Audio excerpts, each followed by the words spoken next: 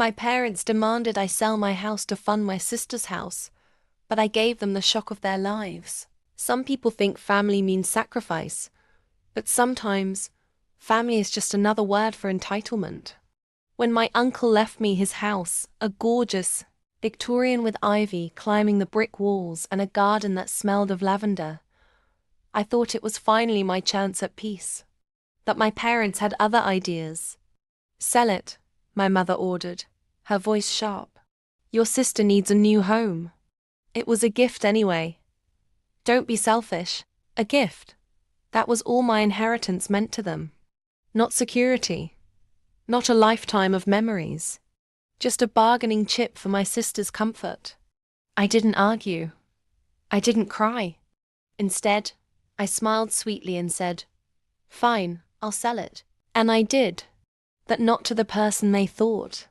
A week later, I invited them over for what they assumed was a farewell dinner.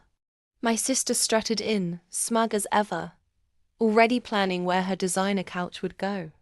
My parents whispered excitedly about renovations. Then the doorbell rang. I opened it wide, and in walked the buyer, their worst nightmare. It wasn't some stranger with deep pockets. No.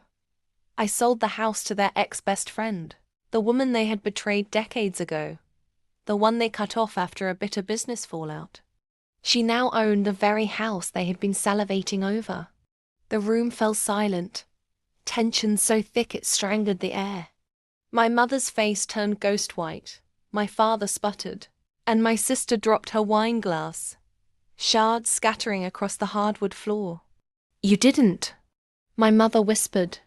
I leaned back in my chair, sipped my drink, and said calmly, "Oh, but I did. After all, it was a gift, wasn't it?"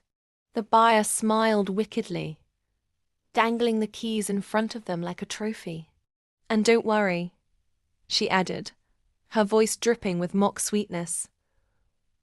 "I'll be inviting plenty of guests. Just never you." Their faces were priceless. Rage, shock, betrayal. Exactly what I endured for years. Only now it was their turn. Here's the twist.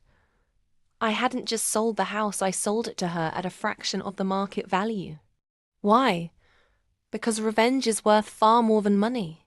My parents had demanded I give up my inheritance. Instead, I gave it away strategically to the least person they ever wanted near it. They didn't just lose the house. They lost the chance to control me forever.